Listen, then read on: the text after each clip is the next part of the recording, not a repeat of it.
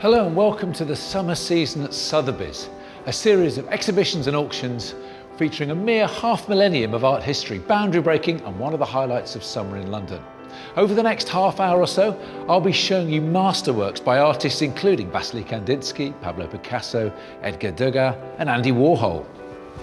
But we begin with Britain, because this season Sotheby's is introducing an evening British sale celebrating British creativity from the beginning of the 20th century right up to the present day. And we'll be featuring masterworks by artists including Hockney, Peter Lanyon and Ellis Lowry, among others. And to celebrate this inaugural British sale and the return of live auctions, Sotheby's have asked the London-based fashion designer Bella Freud to curate a series of happenings to showcase the creativity and influence of British artists. So where better to begin our journey than with a painting by Bella's father, Lucian Freud, of another titan in British art, David Hockney, and to join me, another titan, or on the way to Titanic status, Tom Edison. Tom, artist depictions of other artists always fascinate me, but this is particularly compelling, isn't it? Yeah, I completely agree, Tim. I think what you see here is really the two sort of grand dukes of British art history coming together in this one portrait. Freud at this point in 2002 was really at the very height of his career, about to embark on another retrospective at Tate Gallery, 80 years old. And you have Hockney, again, peak of his career at 65. You know, both of them had known each other for such a long time, they met 40 years prior. And so what you see here is this culmination of this long, somewhat episodic relationship condensed into this magnificent portrait. I love the fact you say Hockney is at the peak at 65. He'd say the peak's yet to come, Yeah, but you're right. He's certainly at a peak. I mean, you're right. And I always feel there could be a competitive element between artists in the way they depict each other. Artists are competitive with each other. They don't like to admit it. But what I love about this is that Hockney, who is a dandy, you know, the way he's depicted himself in his art, he's colourful, playful, you know, right from the beginning. But this is almost, look, this is who I am, or this is who I'm going to be. It's pretty well warts and all, isn't it?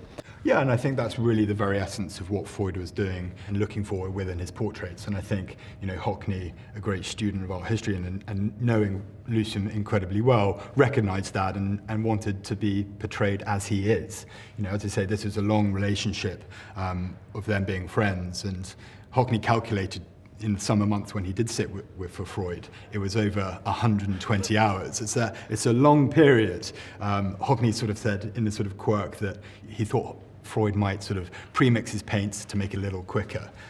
But as with Freud, each brushstroke was done individually, stepping back from the canvas.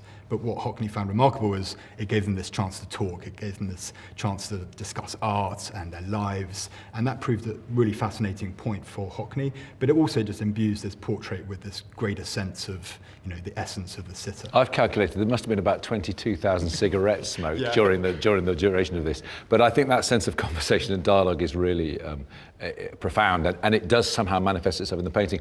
Lucian Freud's a great painter of the human skin, of surface, but metaphorically he gets underneath it, doesn't he? I mean, there's a sort of sense of an itch when I look at a Freud painting. Totally, and I think it's part of that long process. And when he talked in 1954 in his Some Thoughts on Painting, his manifesto, he talks about that intensification of reality, and I think that's what you see here.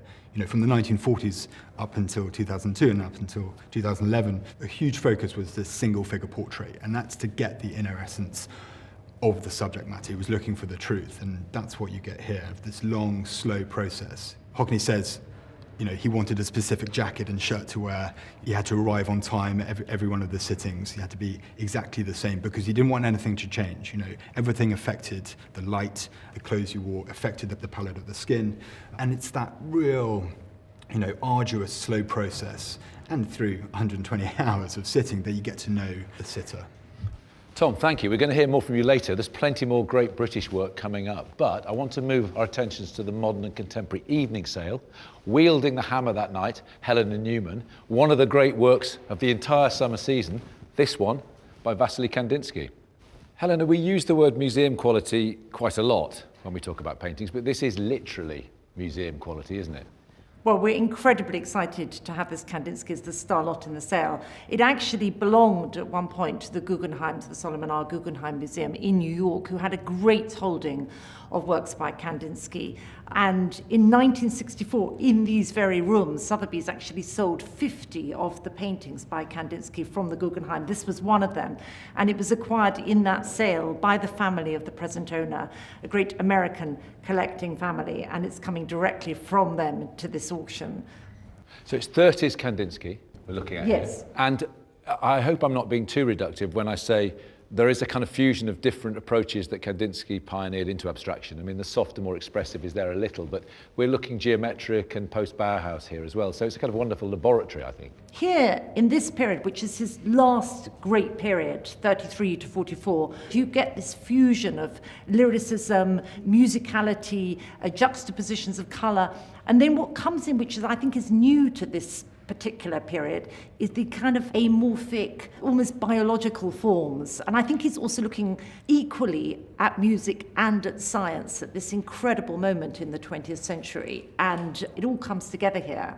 The musicality is almost visual here. It's not just the juxtaposition of colour that Kandinsky saw as almost like chords evoked through colour, but also you can actually see visually the tension of the strings of a musical instrument. Yes. Well, I was thinking the metronomic beat as well, and, Yes. and the head of, it seems to be a part of a violin. What I love about the parallels with music and Kandinsky's art is it's really complex, isn't it? It's not just abstraction equals a sort of abstract sensation that is equivalent to that of music, although there's an element of that. There are literal notions of composition, structure, key, time, rhythm, and so on that play in different ways throughout his work. Exactly. There's the compositional structures, and then there's the spirituality, and the two are running together and threading together throughout all his work, because it was a vehicle for him to get into that deeper, sort of highest art form. I mean, he thought that music was the highest art form, and in a way, that was the vehicle for him to make that leap into abstraction.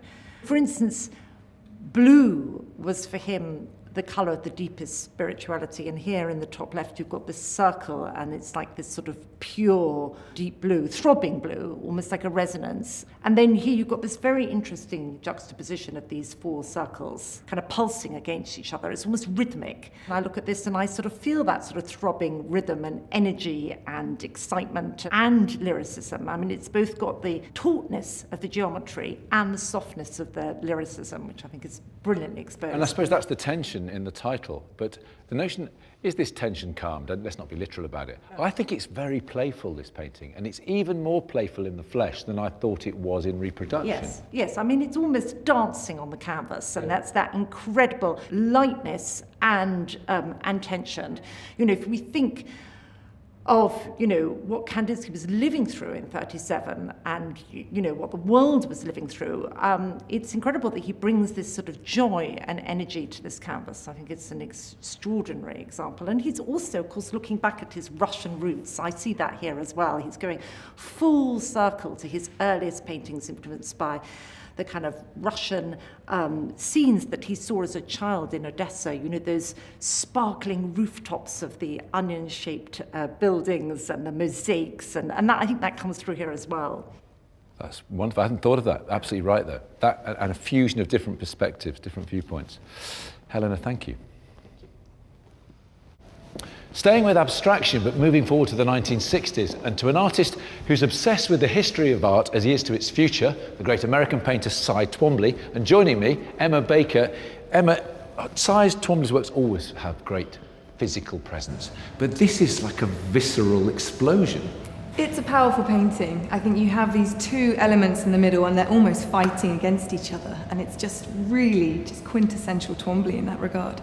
You could say it's the Apollonian forces with the Dionysian, and that gets us to the Mediterranean, where Twombly, I said he was American, but he was obsessed, wasn't he? Obsessed. So he was working in the 50s in New York, just after the abstract expressionists made their explosive movement of the art theme. And he moved in 1957 to Rome, and it was there that he immersed himself in the classical past and classical history, the loves of the gods, the sort of tyrannical Caesars and emperors of the day, and it was that really kind of made him look at abstraction in a different light through the lens of art history. And the fragment is so important for him as well, isn't it? Yeah, absolutely. And you have this kind of battle between pigment, colour, hand marks, scribbles and scrawls, and then this very sort of calm stage, this grey backdrop that you see. I love that description of it as a stage. I also love your description of, I mean, it is literally hands-on. You can see finger marks, as well as the idea that paint itself is this blood-like, flesh-like thing. But the palette isn't just human projection into our own organs and our own, the beings of what's inside us, blood and so on. The palette's very specific, isn't it? Well, this work is related to a series of 9 paintings that Twombly did in 1963 called the Discourses on Commodus. So relating specifically to this tyrannical emperor who was the son of Marcus Aurelius. And he was known as, very bloodthirsty. He did the gladiatorial fights in the Colosseum, and he was known as a real sort of tyrant. And it's really related to that moment in sort of classical history, and then also thinking about present and the contemporary moment and what was going on politically, socio-politically. So in the early to mid-1960s, you had a lot of kind of unrest, kind of globally. You had the Cuban Missile Crisis, you had the assassination of JFK, and that really reflects in Twombly's works of that period. It becomes a darker moment in his oeuvre. I also read that the fragments relate to the colours found in classical fragments of classical vases and pottery and sculpture, which we see, because of the ravages of time removing colour, as stripped back. But actually, this is, in a sense, a reconnection to that kind of authentic colour obsession of the classical world. Totally, and the drama and the theatricality of it all. And I think that's what Twombly's looking at. He's looking at abstraction, he's looking at the whole of art history, but thinking about sort of how can you make a history painting for today? And that's what you see. It makes you think of sort of Rubens' Massacre of the Innocents or the Rape of the Sabine Women, all of these grand battle scenes of the sort of 17th century and the Renaissance period. And that really comes across, I think, in Twombly's work and his filtering of abstraction through art history. Yeah, archaeological, history painting, really nice idea, refiguring history painting, but there is nothing academic about this work at all. Absolutely not. It's completely emotional, it's emotive, it's visceral, it's hands on the canvas. It makes you think of even the cave paintings in the earliest sort of history of art.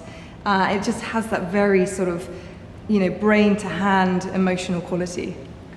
It's a nice scale, it's a human scale, but it's monumental in its impact. Absolutely, yeah. It's very rare to see a painting of this particular scale with so much going on in it.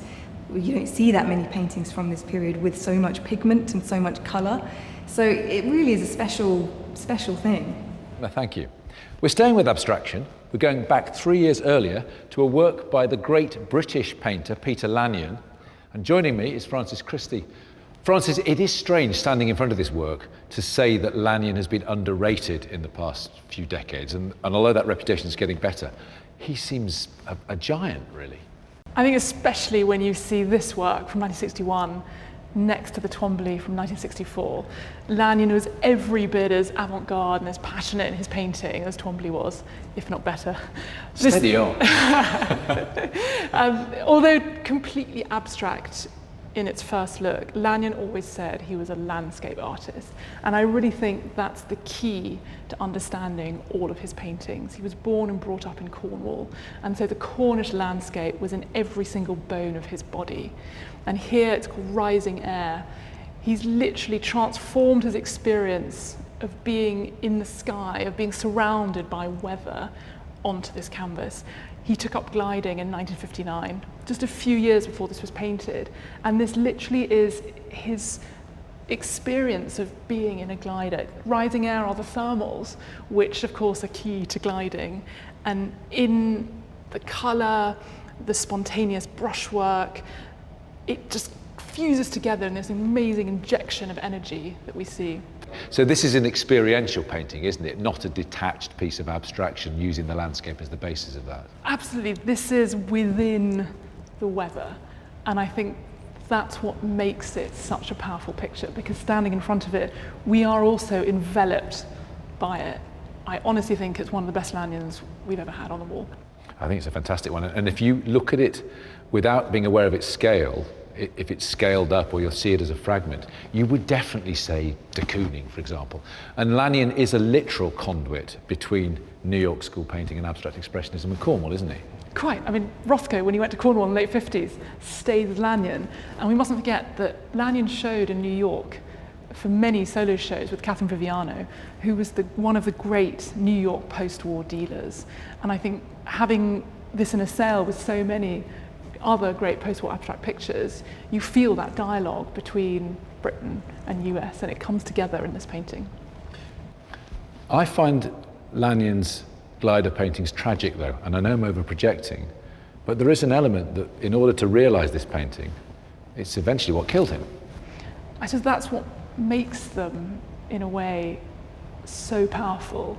In order to experience the world from this angle, to be totally immersed in the weather, you have that counterpoint between life and death, I suppose. And of course, it was only 3 years later that Lanyon died of a gliding accident.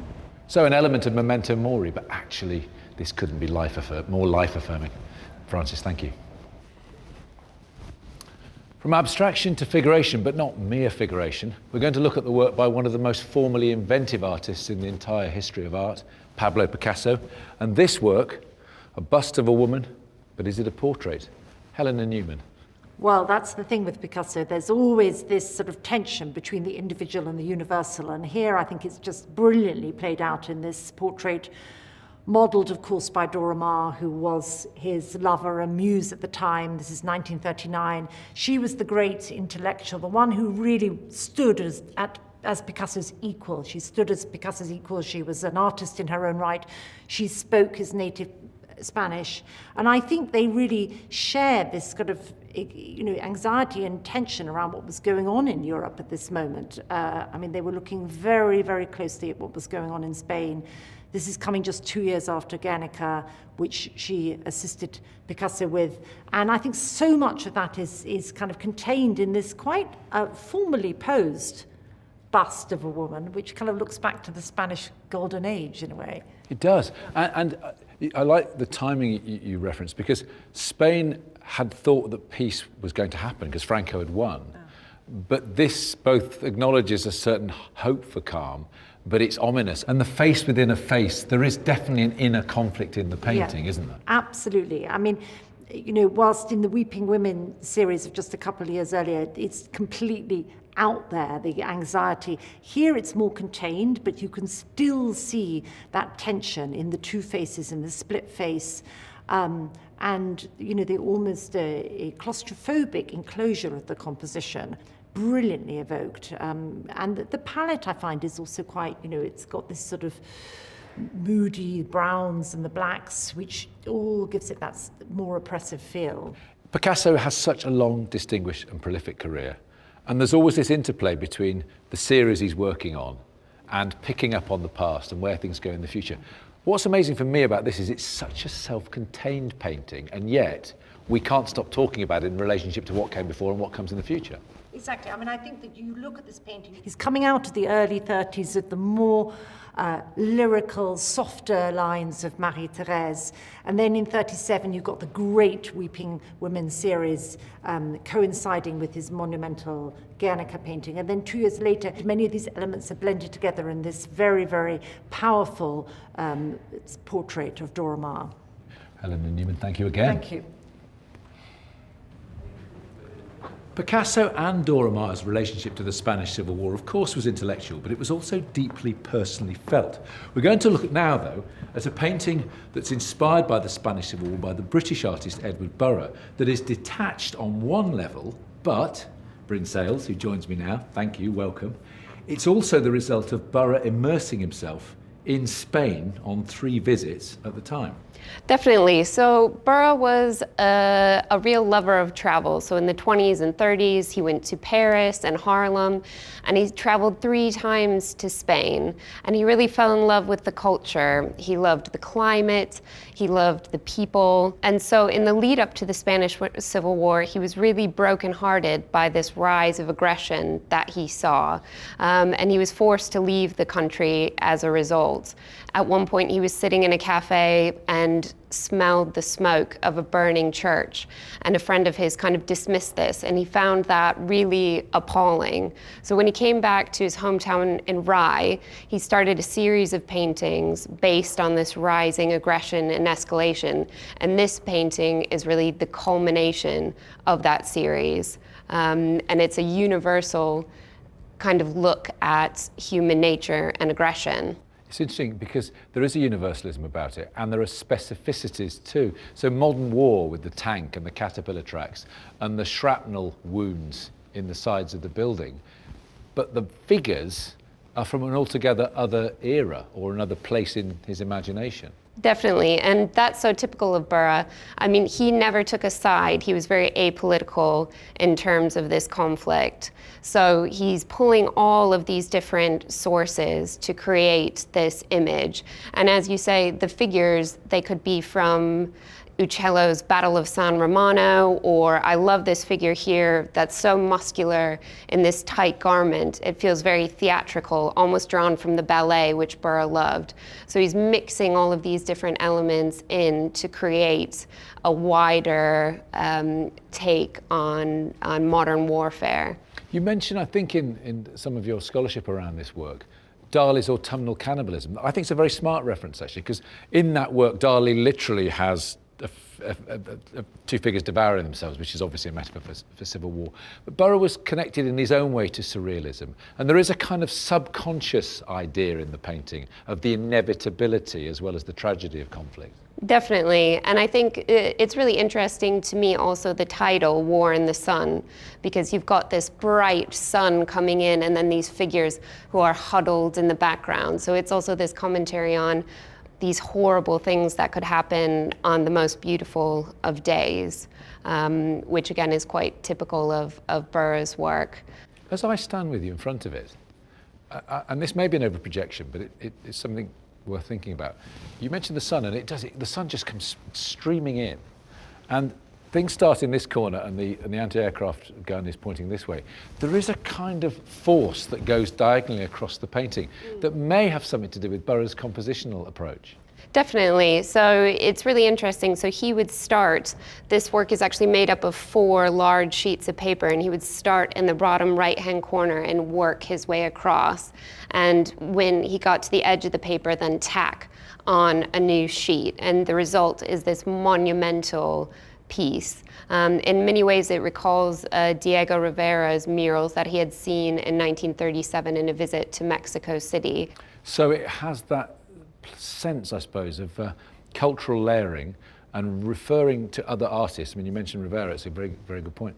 But he is a singular presence in the history of European and British art. There's no one quite like Burra, although there are a few people who he reminds us of. Definitely, and I think he's so interesting in that way. He really resisted the pull of abstraction, which was becoming so prominent at that time. And he's drawing on all of these different sources to create this really quirky British figurative work. And he also works almost exclusively in watercolor, which is very unique to him. Part of that was due to he had debilitating arthritis and he had poor health, so the watercolor medium really suited him. But the different effects that he gets from the watercolor is particularly unique to him as an artist. Bryn Sayles, thank you. Now, we've seen a painting of David Hockney by his friend Lucian Freud, now a painting by David Hockney, a still life. Tom Edison's joining us again. It's a still life, Tom, but it's a bit more than that too. Yeah, so we're here in front of Hockney's Gladioli and Two Oranges, and it's a really joyous, vibrant painting done in 1996, and that was the year he really started painting in earnest these flower paintings and these still lifes. He'd visited an exhibition in The Hague of Vermeer paintings, and he was really taken by Vermeer's application of colour and paint and use of light. So not Van Gogh, Vermeer. Well, Van Gogh is obviously imbued in this painting, you know, with the sunflowers and all his still lifes, but really the catalyst for this series was Vermeer and his colour. And Hockney really is a joyful artist, and I think you see that in the colour here. And when you look at a Hockney, actually it isn't exactly what you think it is to begin with. The colour relationships here that flicker and are so powerful. The tilting, I mean, everyone always references Cézanne with fruit, and it's distant but tangential, but everything about a Hockney painting is subtly not quite what it seems. I think you're right. I think what Hockney's done in this particular painting, he's reduced the colour palette down into these sort of 4 or 5 primal colours. You have this wonderful rich cerulean blue. It's almost like a blank back canvas, so you don't have any perspective of where it is. And you have this wonderful play of light, just a flick of white on that vase. And you know, these wonderfully rich, vibrant oranges. Sort of possibly a reference to California. And it's very rich painting, really. He's a serial artist, and you know, he paints things to look at the effects of light. He's painted the seasons most spectacularly in the last 2 decades.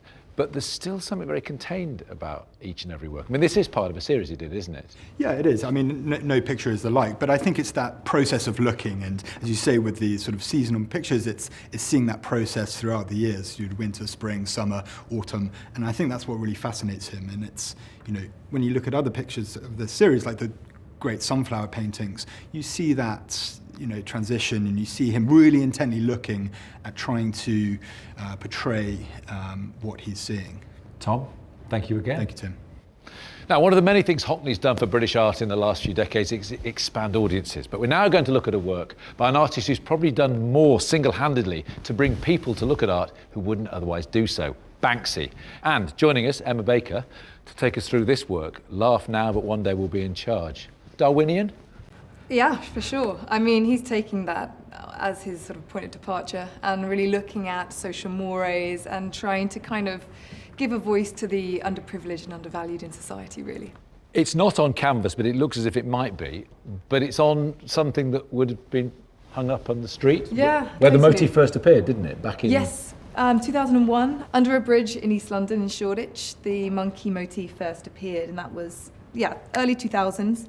And then come to 2006, it's really established as a proper icon and motif in Banksy's work.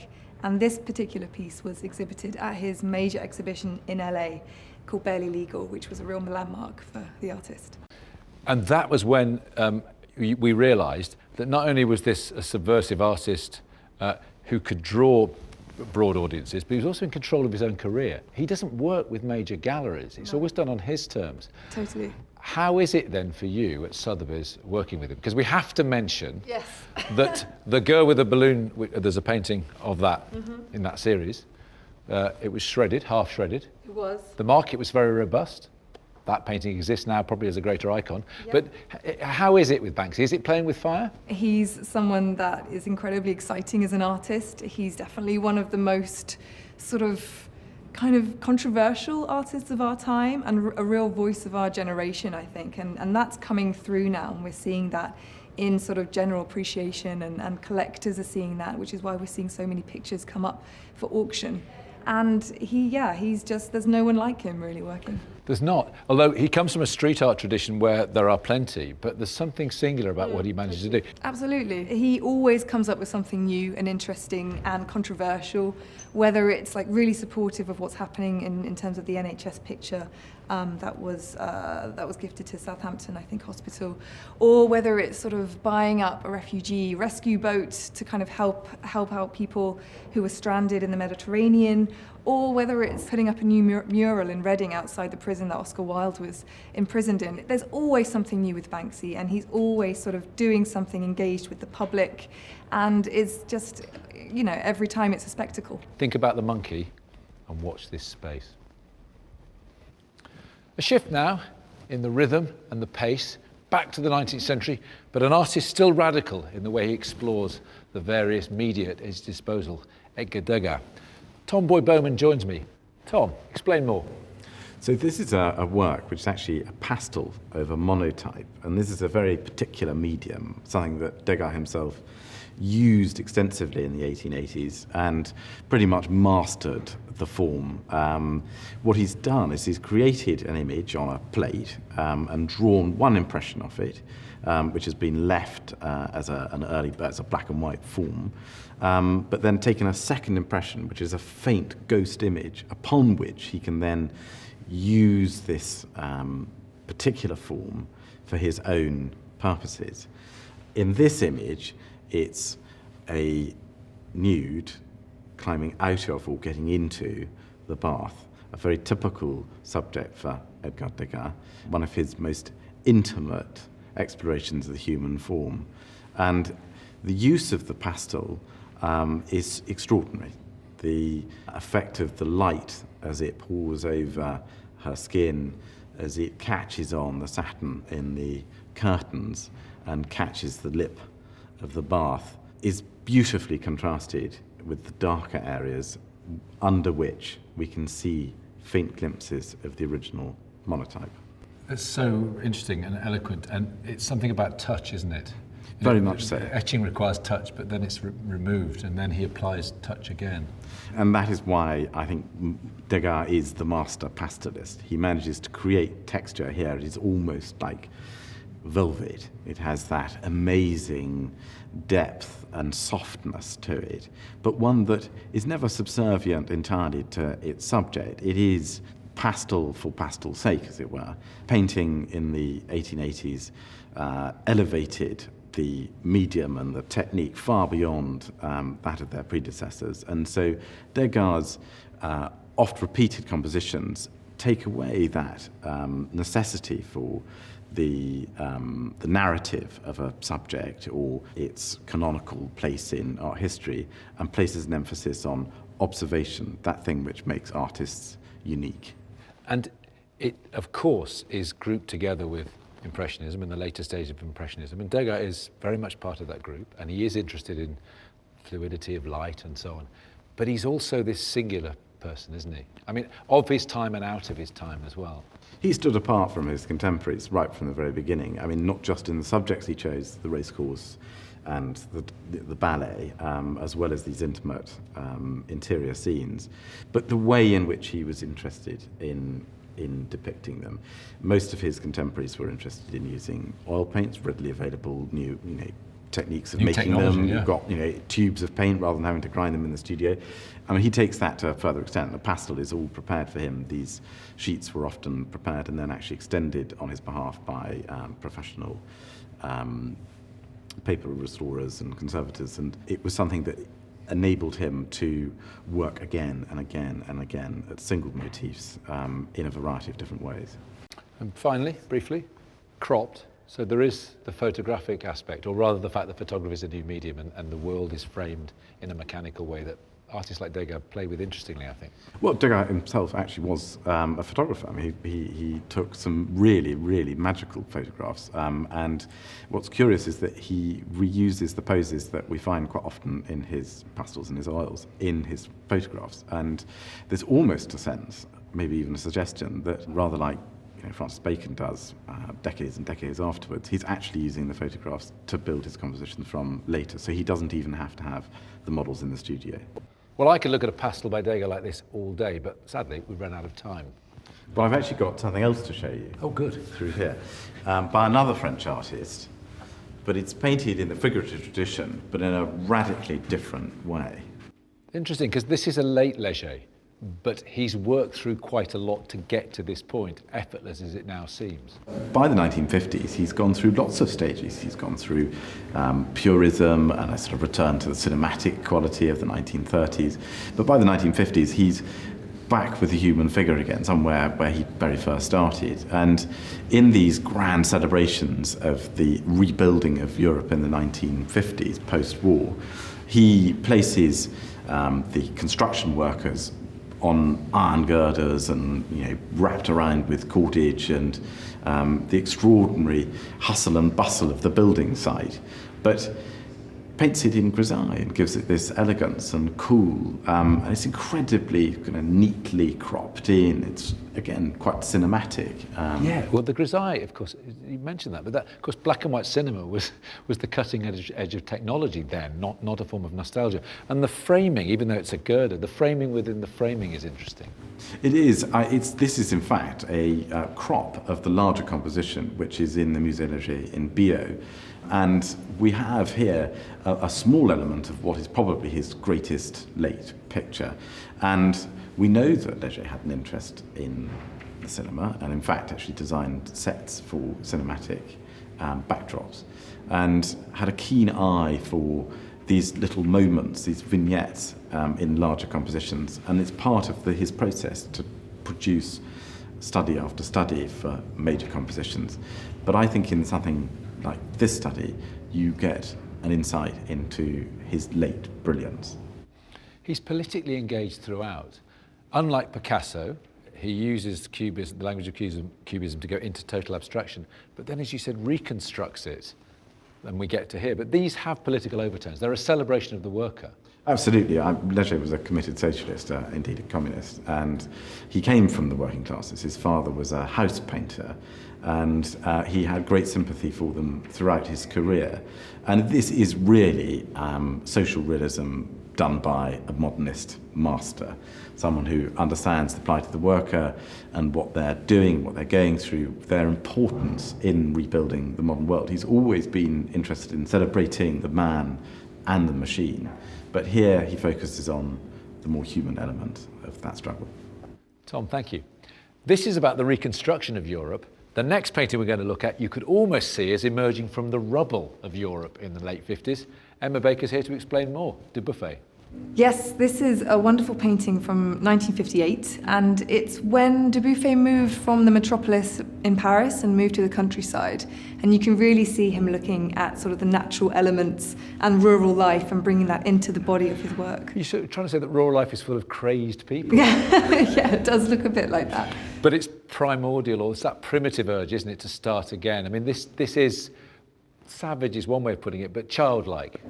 Absolutely, like art brut, which is outsider art by people who aren't professional artists, was a huge inspiration to him. And he wanted to introduce that element of naivety and childlike lines and drawing into figuration and into figurative painting, and then meld that with abstraction as well. I love the idea that these figures seem to emerge from the stuff of reconstruction, and at the same time they're superimposed on the top, so there's a kind of push-pull. Yeah, absolutely. There's no better artist about the interrogation between figure and ground than Dubuffet, and the wonderful kind of coalition of the figurative and the abstract, because it reminds me of Jackson Pollock and the way that the drips and the speckles of paint are layered here. He's really kind of looking at the whole plethora of what's going on in contemporary art at the moment. That's interesting you pick up on the harnessing of chance and mark making, because in the corner of my eye there's another much more controlled painting by Dubuffet. Yeah, this picture is from 1974. It's from a series of works that he started in 1962 called the Oerloop, and it's a style that he created when he was doodling, when he was on the phone, and it has that real graphic clarity and tightness, but yet it has almost like a haptic mark making essence to it. And it has this totemic feel, and there's a landscape, but then it's a doodle and an abstraction. Exactly, and it's completely his language in the late 1960s to the 1970s, and it kind of almost completes the cycle of his work, and it really is kind of a high point of his paintings of the 1960s and early 70s. Debuff is an artist of great variety, different materials, different processes and so on, but I suppose the master of repetition is Andy Warhol. Yeah. And this work, which actually is not from the 1960s, although it's Marilyn. Yeah, this is from 1980. It's from a series called The Reversals, and it's him, Warhol, looking at Warhol the brand, really, looking back to the icons of the 1960s and what really made his name. And I think what's interesting about these works of late 1970s, early 80s is Warhol's responding to what's happening in contemporary art at the time. So you have appropriation artists like Cindy Sherman, Richard Prince emerging on the art scene, and Warhol's having his own spin on it, really. Yeah, so this is actually the reproduction of a series of reproductions. Yeah. It still makes an original work So of meta, art. yeah, very.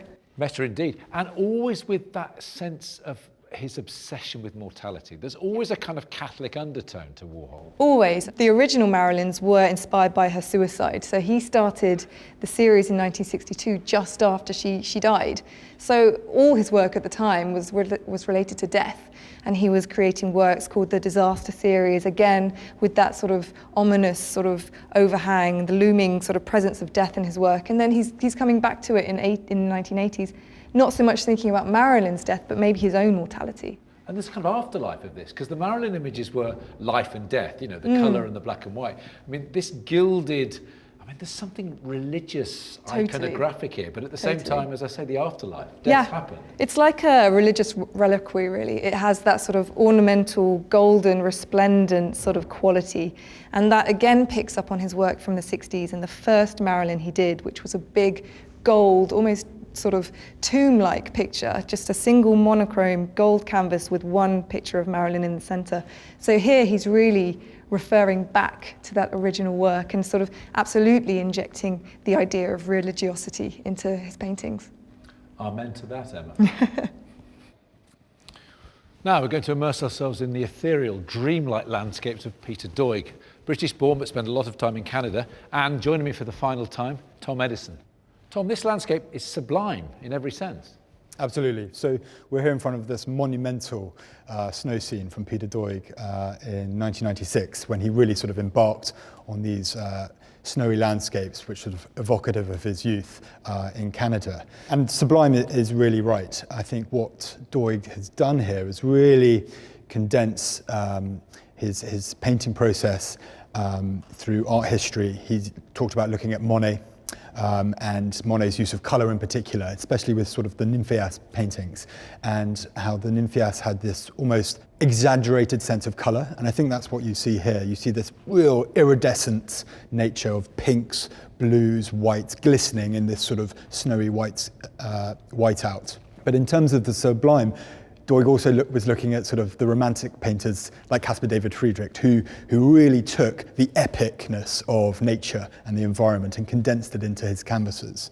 And I think what we see here is that with Peter Doig, but he's enlarged it even more so. So we are fully in front of this epicness, and it's almost abstracting nature, and we're sort of falling into this void. Yeah, and if it were not for the small, tiny skier, you would be in this abstract expanse. But this, you know, that poignant little point brings us back into reality as if we're looking onto the mountainous scene. That's absolutely right. The skier is a pivot, really, because you mentioned Monet, and suddenly I was aware that it was as if I was almost face first in a reflective world of undiscernible sky and water and that which lay beneath the surface. So that could be almost microscopic in scale. But this is also a macrocosmic view, and then the skier gives it an absolute scale where we're still overwhelmed, but it roots it into something. And I think the point about reflection is really poignant, because Doig's work is really infused with this sense of memory, of experiences past, imbued into the canvases.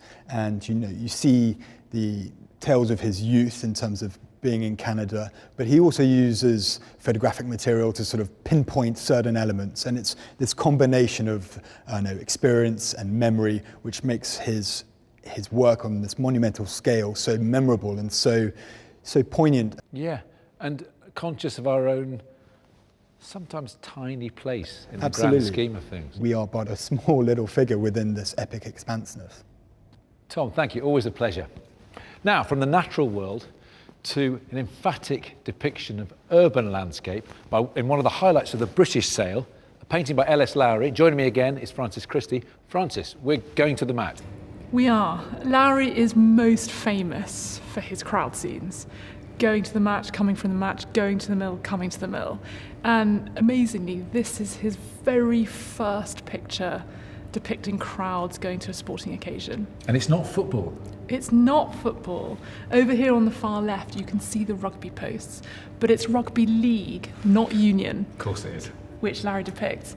And it was painted in 1928, which is actually only about 30 years after those northern rugby teams broke from rugby union to form rugby league. 1928 is incredibly early for Lowry. It's the decade that he really first came together as an artist after all those years at night school studying. And as his first image of crowds going to a rugby match, it couldn't be better. If we take a really close look at the crowds, each individual within the crowd, they're doing all manner of things. He called it the battle of life. That's what you drew out from a crowd. There was always people punching together, there was people disappearing off, there were people chatting. I think Lowry today is still as popular as he was then because this is authentic. I mean, we haven't been to a match for a year and a half, but when we can all go to a match, that's what it feels like. I love the fact that there's two of them going against the flow, that willful northern stubbornness, or just human nature, that two people aren't with that particular flow. I think your point is beautifully made, that actually, although there is something initially generic about the figures. Each and every one of them have their own body language, so their individualism and their relationship to the broader flow of the crowd is beautifully rendered. I also think the way it's been painted, so people often dismiss Lowry as someone who just painted matchstick men, but if we look closely at this, first of all at the background, this incredible build-up of white paint, this white ground is very impressionistic, with its smoke towering from the chimneys. Smog around the edges of the canvas is very authentic. Absolutely, then enclosing the hub of people in the front. These aren't matchstick men. These are really painstakingly created individuals. From this couple here to the woman in her skirt, I love that, wearing her skirt to the match. And then, as you say, off into the distance to the people going against the crowd in the other way. This is the painting of modern life. And 60 years, 70 years after Baudelaire, and it's something that he continued through his life. But you're right about his popularity, but it's only in the last decade or so that the broader art world and the museum, the institutional world, has started to take him seriously. If he were French, he'd be revered like Douanier Rousseau. I think he's a better artist than Douanier Rousseau, but let's not be nationalistic about it. But he is still a misunderstood, or has been misunderstood. I think often when someone is really popular, that takes the eye off actually quite how good they were. And I think this really sums up Lowry at his best. It's authentic. You understand the energy, the anticipation of those people going to the crowd, because we've all done it. But then standing from a distance, being able to recreate this sort of smoky, smogful atmosphere, it just leads your eye in, and you want to discover what all the people in the crowd are doing. You'll notice that actually some of them are wearing red scarves and others are wearing blue. And we don't know exactly what it depicts, because Lowry took his subjects from all of those around them. But Who were the teams then? Well, exactly. In 1928, when this was painted, the two big rivals in that part of the country were the Salford Red Devils, who were red, and Swinton, who are blue. And so we've got them, the red scarves, the red flag, but then the blue scarves as contrast. That's really good scholarship. The point is, though, the red against the blue is universally recognisable. It may or may not be those teams. I buy into that. But Lowry is a social historian in his paintings, but there's a universalism that transcends 1928 or 1950 whenever he paints. Absolutely, and I think that's what makes them as powerful as they were in 1928 as they are today. One final thing about this picture, which again is extraordinary amongst all the pictures here, this has been in the same family collection since 1972, unseen since 1967, and it was acquired by the present owners when Lowry was still alive, when he was contemporary. Francis, thank you. Now, we're going to go back in time, but look forward to the sale of Old Masters on the evening of the 7th of July and get a sneak preview thanks to two experts who are joining me now, Julian Gascoigne and Eduardo Roberti. There's many things to pick out, but what are the highlights for you? Hi, Tim. Well, it's very exciting. The highlight of the sale is very appropriately, since we're celebrating British creativity this season, is this magnificent early seascape by Turner. It's a relatively early work, painted in 1808 and sold directly by Turner from his gallery in Harley Street. And just up the road. And just up the road, indeed.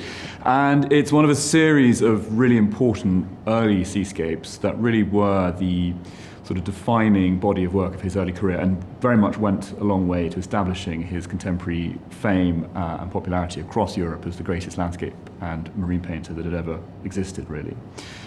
I love the fact that he is the master of the sea in the aftermath of the Battle of Trafalgar. I don't want to get jingoistic about it, but that's definitely the context. Yeah, absolutely. You're quite right. And I think very much as the exhibition at Tate is currently demonstrating, Turner, again, is an artist who is very much rooted in the contemporary events. And here, this is not just any old landscape. This is the mouth of the Thames, a strategically hugely important position.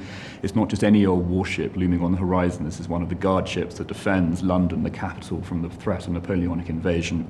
And even the spit of land, which sort of penetrates into the composition and leads the eye into the distance, is again not just any old bit of land. This is Purfleet, which at the time was the site of the Royal Navy's main powder magazine.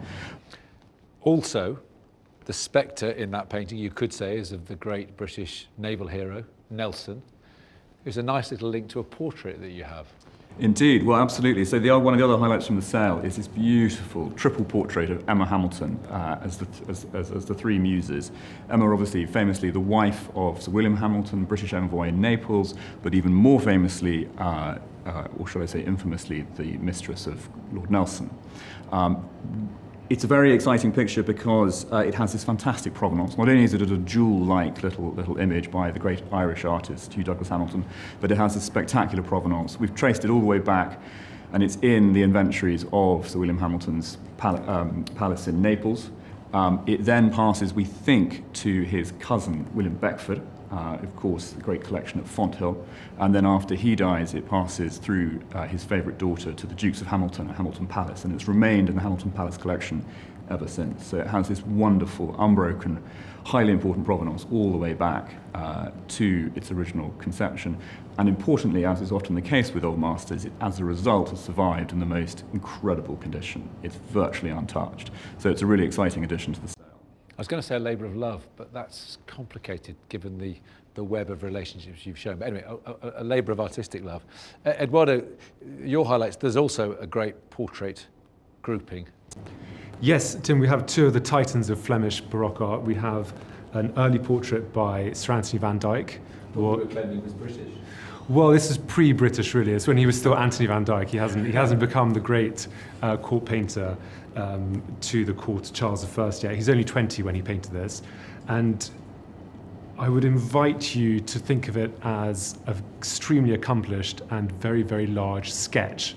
The reason why I say that is that there's an overwhelming intimacy in the way it's painted. And the fluidity, or even better, the rapidity of the brushstrokes really suggests that this is someone working from life, almost certainly, but in such a fast and unpolished way that only Van Dyck could create this effect, working in such speed. And I can't wait to see that in the flesh. And I suppose a highlight of any summer season is the world in bloom. And you've got a wonderful depiction of the world in bloom. We have a wonderful depiction of the world in bloom, and it's not just any depiction. It's almost certainly the earliest still life painted by the great Jan Brueghel, the elder. The picture is remarkable for a number of reasons. It's staggering that the earliest known still life by an artist could be quite so perfect and accomplished, which makes us think that this can't have been his first effort at the genre, and yet it's the earliest one we know of and have. And it's also staggering because it's a labour of love, going back to your phrase. It must have been painted over several months. These 44 species depicted of flower do not all bloom at the same time. Some of them are early spring, some of them are later in summer. So this is something that Brueghel necessarily must have kept returning to add to make sure that everything was correct. Nothing was painted from memory. It was all an absolute reflection of the splendours of the world around him. So it's empirical, but over months, because by definition you can't observe all these flowers in this state at the same moment. It's empirical, but it's a series of snapshots. So therein lies the artifice. This is something to show the beauty and magnificence of nature, but not at any one time, over an extended period of time.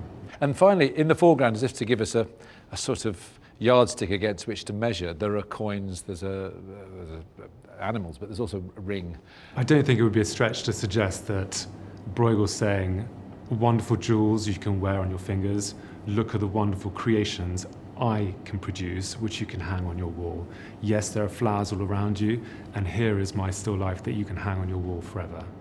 And as such, it reaches us today. Artist is equivalent of God. Discuss.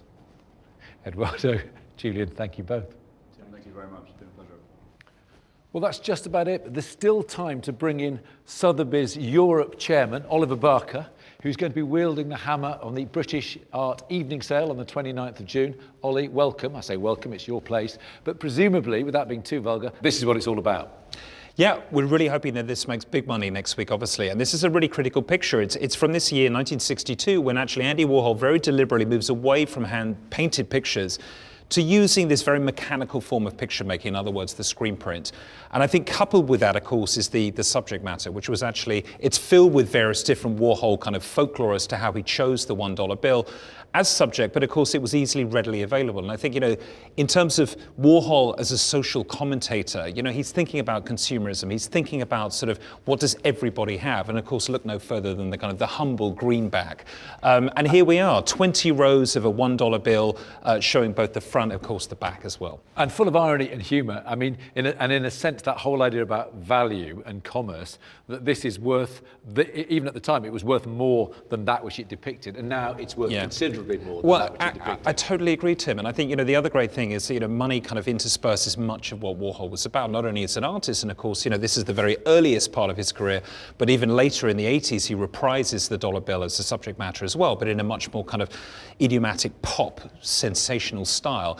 But of course actually now as we think about things like NFTs, for example, I sort of feel as if he was an artist already kind of tackling money and consumerism head on in a way that's kind of history is repeating itself. So very Warholian. Very nice point. And actually, I just wanted to say, after the year and a half we've gone through, what a treat it is to come and see such a selection of extraordinary works in the flesh, even reproductions of works of art, which in themselves are authentic. So thank you, Ollie. Tim, thank you very much indeed. And thanks so much also for that fascinating tour of all of our exhibitions.